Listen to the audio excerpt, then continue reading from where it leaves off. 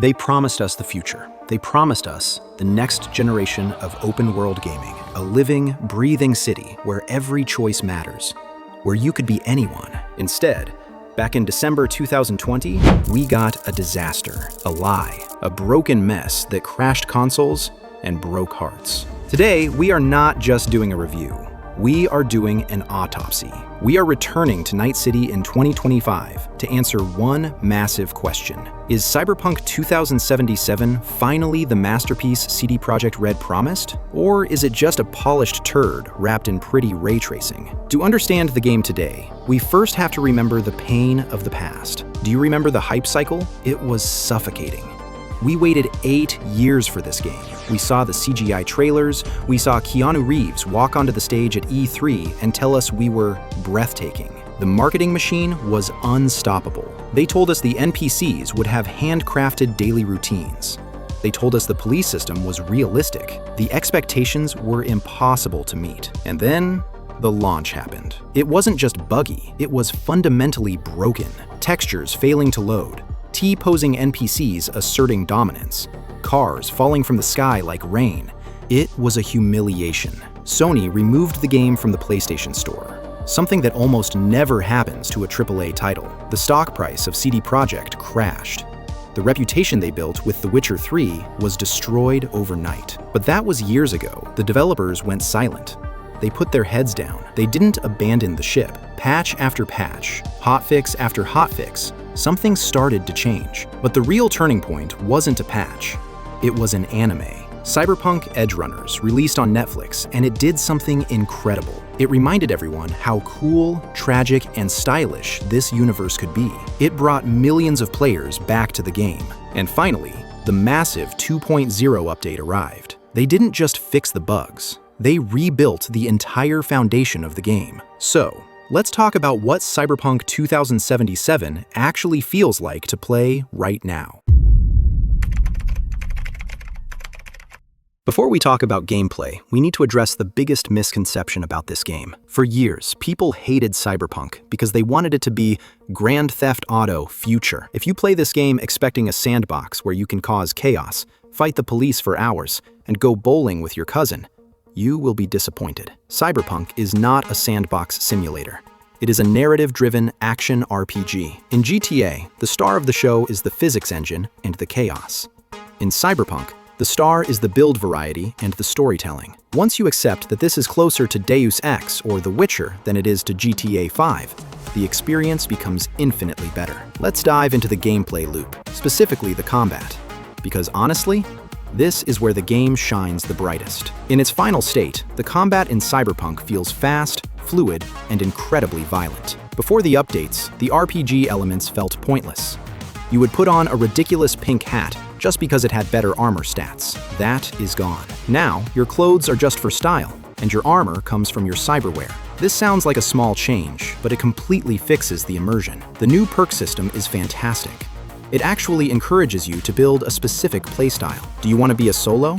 A walking tank with a shotgun who slows down time using a Sandevistan operating system? You can do that, and it feels visceral. Chopping off limbs with a katana while moving at super speed makes you feel like an anime protagonist. Or maybe you want to be a netrunner. You can hack into enemies' brains, make them go blind, burn their synapses, or force them to attack their friends without ever stepping into the room. The variety in combat is staggering. The gunplay has weight. The weapons, especially the tech weapons that shoot through walls and the smart weapons with homing bullets, make you feel like you are using future technology, not just reskinned AK-47s. But let's ignore the shooting for a second and talk about the real main character of this game, Night City itself. Visually, from an artistic standpoint, this is a masterpiece. There is no other open world in gaming history that looks this dense, this vertical, and this dirty. If you have a high-end PC, turning on path tracing isn't just a graphics setting, it's a spiritual experience. The way the neon lights reflect off the wet asphalt,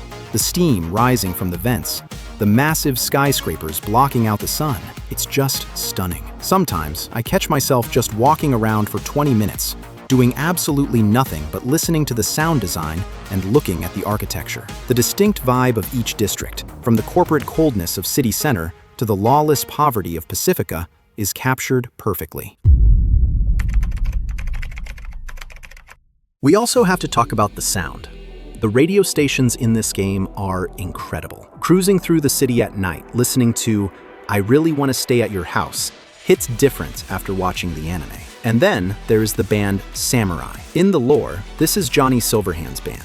In real life, it is the punk band Refused. The aggressive, anti-establishment energy of the music matches the themes of the game perfectly. However, we have to be honest. This beauty comes with a price.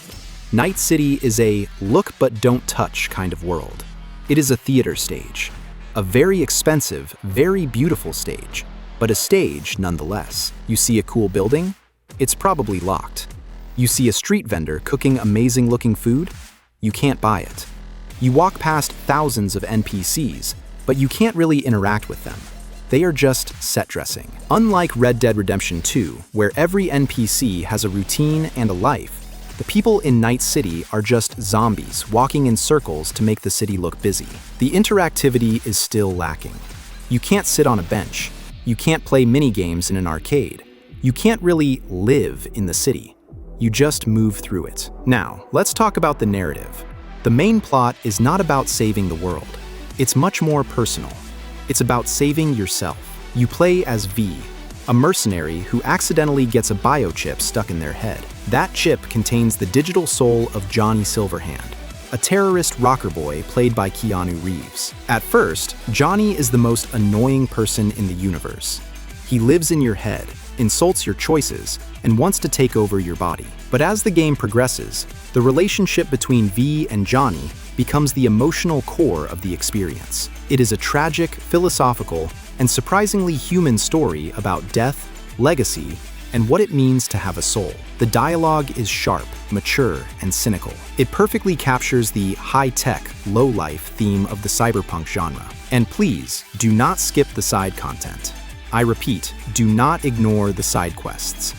In most games, side quests are boring fetch quests like collect 10 flowers. In Cyberpunk, they are arguably better than the main story. The questline with Pan Am Palmer involving the Nomads feels like a Mad Max movie. The detective story with River Ward is dark and disturbing. The psychological horror of the Peralez politician questline will leave you questioning reality. This is where the game flexes its muscles.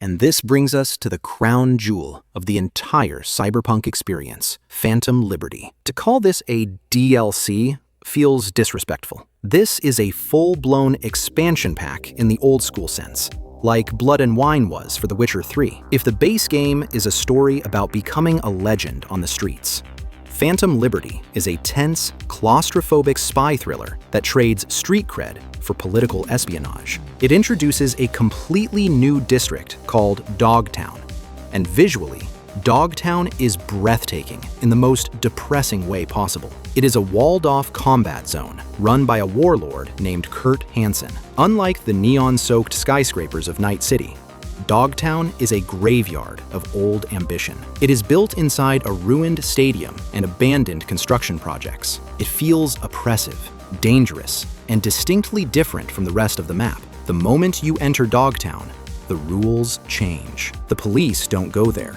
The corporations don't go there. It is hell on earth. But the real reason this expansion works so well is the writing and the characters.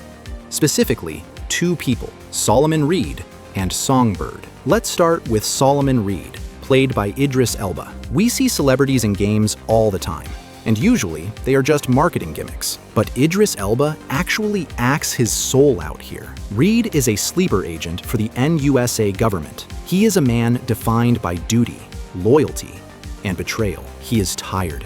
He is broken.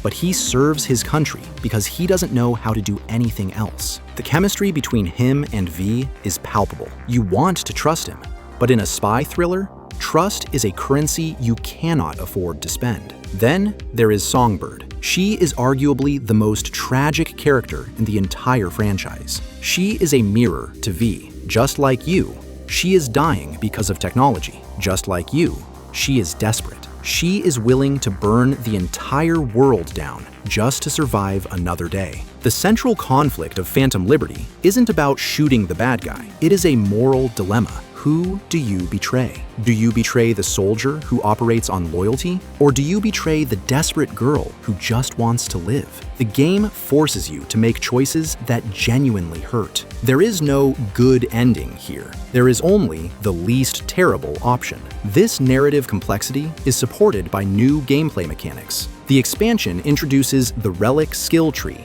which finally makes the biochip in your head useful. You can unlock abilities that let you detect weak points in enemy armor, turn invisible during combat, or launch projectiles from your arms like a cyber psycho. It makes the combat in Dogtown feel even more aggressive and tactical. And we have to talk about the new ending. I won't spoil the specific details, but Phantom Liberty adds a new conclusion to the main game, known as the Tower ending. It is, without a doubt, one of the most depressing and realistic endings I have ever seen in a video game. It asks a painful question. Would you rather die as a legend or live as a nobody? The base game of Cyberpunk was obsessed with the idea of a blaze of glory. Phantom Liberty looks you in the eye and asks, is glory really worth it? Now, if you are playing on a console, the experience ends there.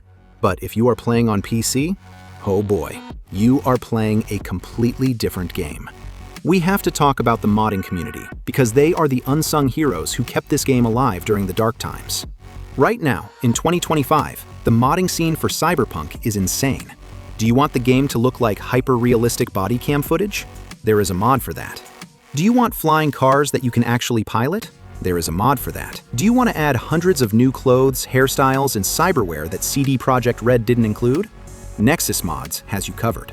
Mods like Cyber Engine Tweaks and HD Reworked Project push the engine to limits that shouldn't be possible. Some people are turning this game into a survival simulator where you have to eat, drink, and sleep. Others are turning it into a hardcore shooter where one bullet kills you. The community has taken ownership of Night City. This level of support ensures that even though development has officially ended, they proved that a rushed game can eventually become great, but it takes years of pain, millions of dollars, and a lot of apologies. Now, they are working on the sequel, codenamed Project Orion. We don't know much about it, but we know it will be developed in Unreal Engine 5, leaving the Red engine behind. This means the next time we visit Night City, it might be even more realistic, more interactive, and hopefully, less buggy at launch. So, is Cyberpunk 2077 worth your time and money in 2025? Absolutely. Yes. It is no longer a broken mess. It is one of the most immersive, stylish, and engaging action RPGs ever made.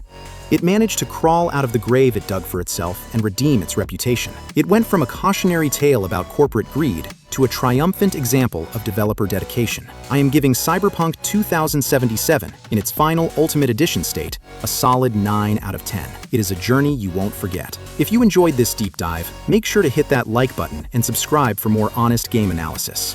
Tell me in the comments, which ending did you choose? Did you trust Songbird or Reed? See you in the next one.